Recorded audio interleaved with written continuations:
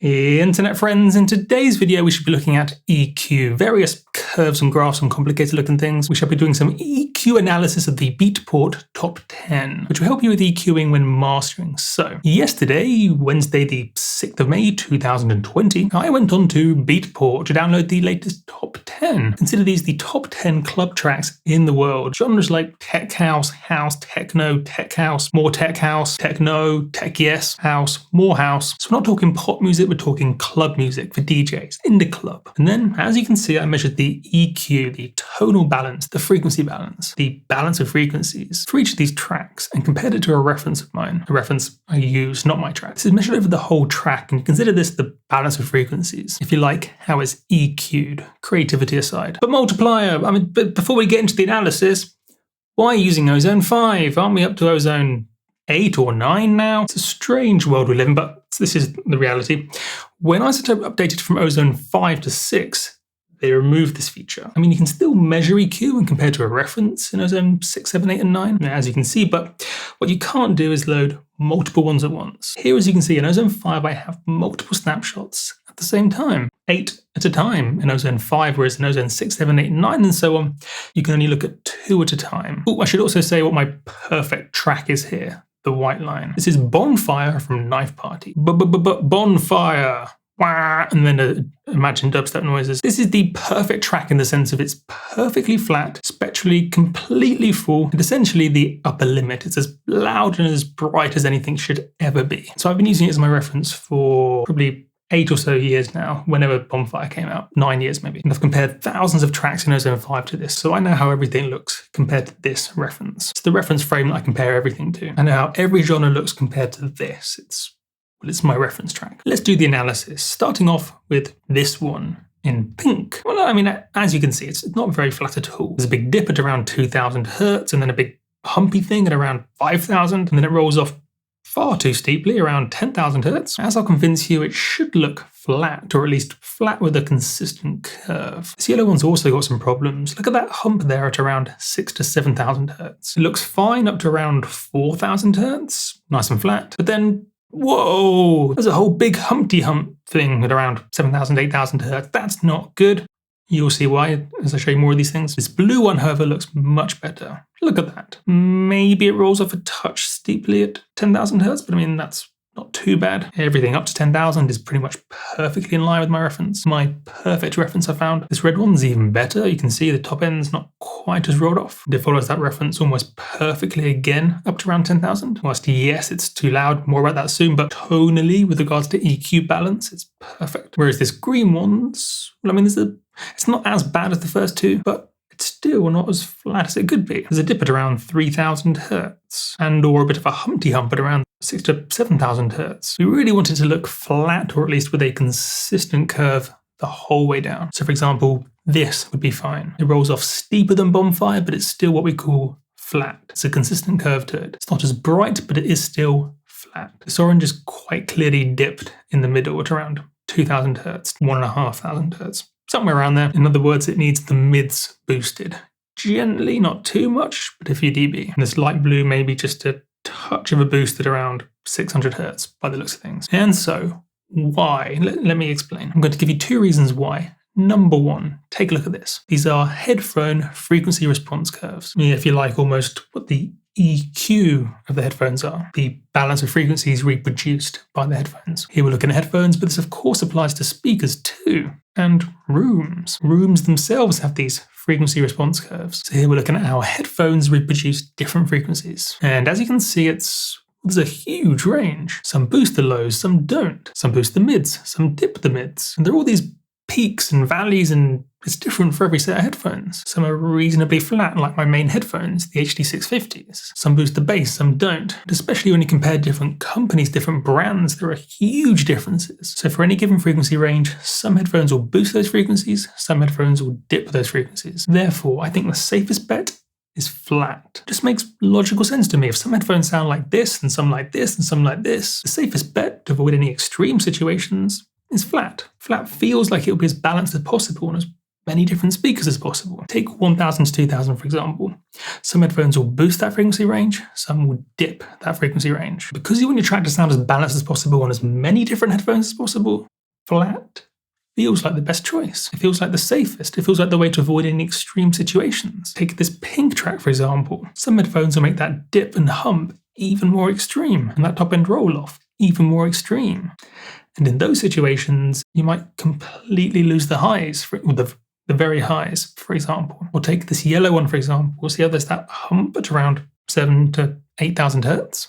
On headphones that boost that frequency range, it's going to sound even more ear-piercing. It's going to sound extremely ear-piercing on some speakers and some headphones. Flat EQ is just the safest way to avoid any extreme dips or extreme peaks. And I think it's these extreme situations where the problems come in. Extreme dips means we might lose those frequencies in a mix, and extreme peaks means they might dominate too much or sound a bit piercing. Not to mention the human ear actually hears sound somewhat flat. Roughly speaking, flat like pink noise.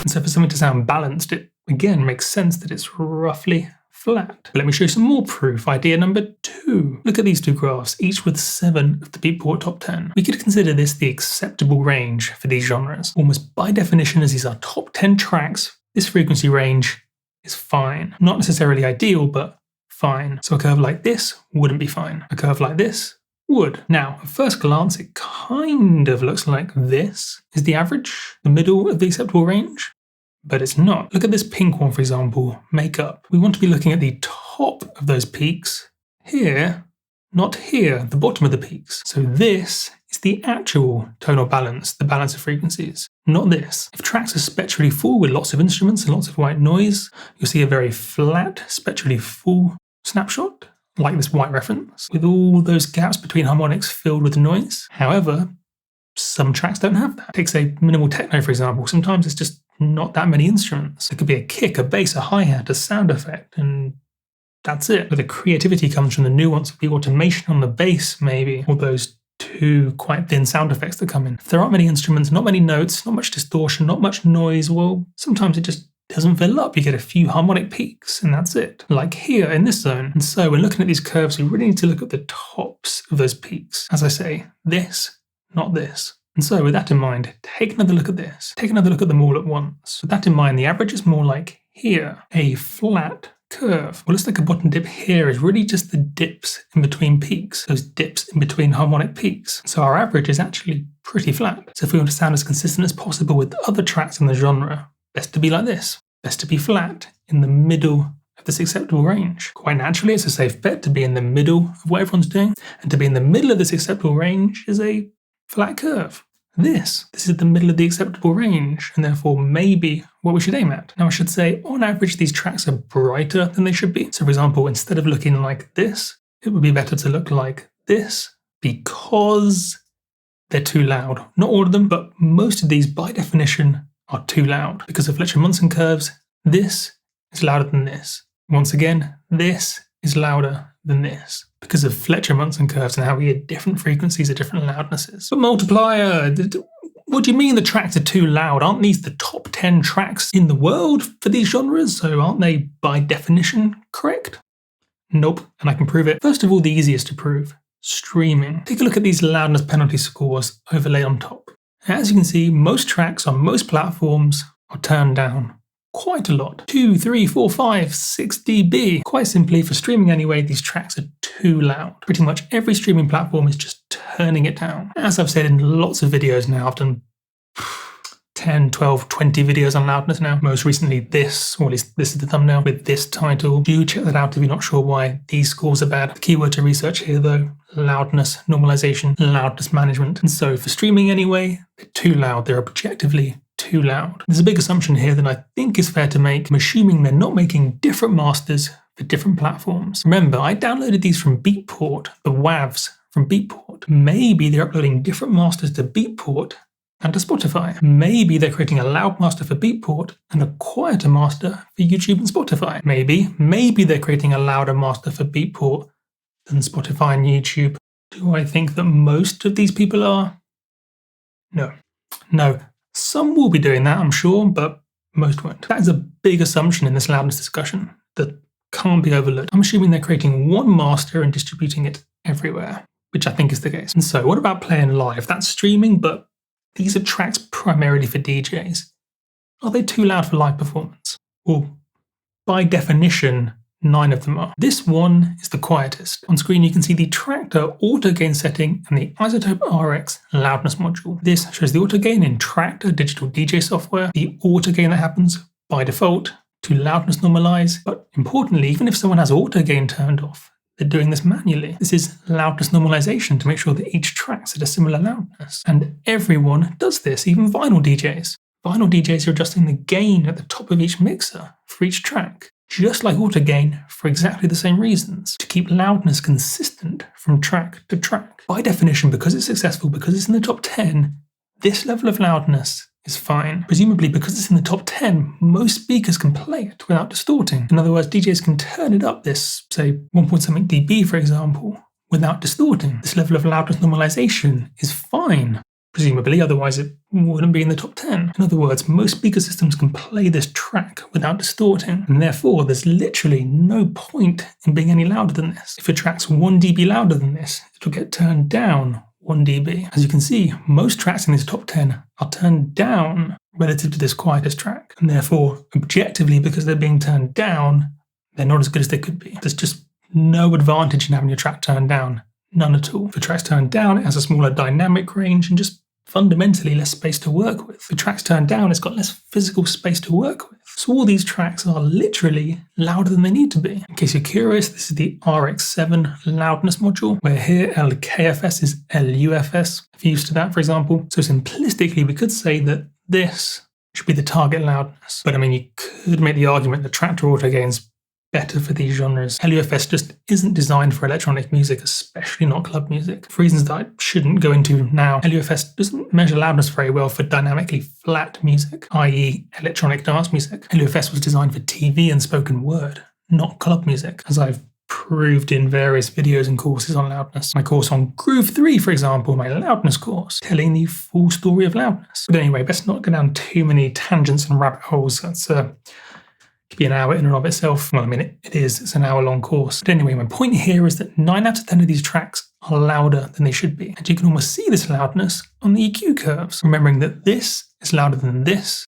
Take these stream examples. This is louder than this. Remembering that for this one, it's this line we want to look at, the top of those peaks. So it's flat, but rolled off steeper. That's what we want. And finally, EQ related, but unrelated to my previous point, take a look at this guy. What's that guy doing? Poking his head out at 7,000 hertz. What are you doing? Poking your head out? That's ridiculous. How have they let that slip through? That's quite clearly a problem. And you can see this even more extremely in the intro.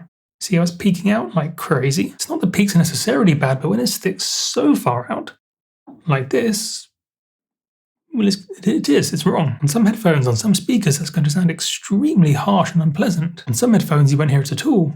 Remember these? Can you see now that on some headphones, that peak just won't be heard? Some headphones just don't play that frequency very well, whereas on other headphones, it'll peak out even more.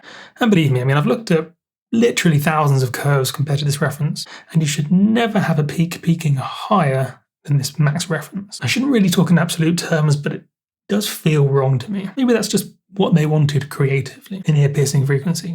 Maybe. Take a listen to the track for yourself to see. More likely, though, is they had headphones with a dip there. Generally speaking, it will sound better when peaks don't stick out that far. For the high frequencies anyway, or the mids and the highs. Here, for example, in Drop the Pressure, this peak is absolutely fine. This low to low mid peak at around just under 300 hertz. So say peaks below 1000 hertz are fine, but peaks above 1000 hertz usually not fine. Peaks that stick out, very importantly, peaks that stick out above the main line, like this. Bad peak, or maybe this little guy too in the orange Freak track. Look at that little peak. Popping his head out. What are you doing, maniac? My name is Multiplier. See you in the next one.